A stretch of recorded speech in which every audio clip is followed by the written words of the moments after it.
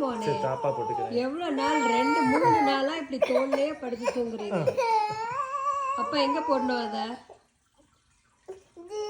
எல்லா சாப்பிடவே வேண்டாமா? கொஞ்சோண்டு சாப்பாடு. சரி வா, என்ன பண்ணணும்?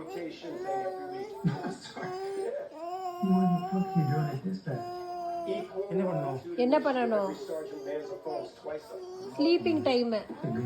இதே தான் பண்ணிக்கிட்டே இருக்க. சரி எல்லாத்துக்கும் குட் நைட் சொல்லிடுங்க. ஆரன் என்ன டைம் அது? என்ன டைம்? ஸ்லீப்பிங் டைம் தாம்மா 3 நாளா பண்ணிட்டு இருக்க. சாப்பிடலாமா? சரி வயிறு வலிக்குதா?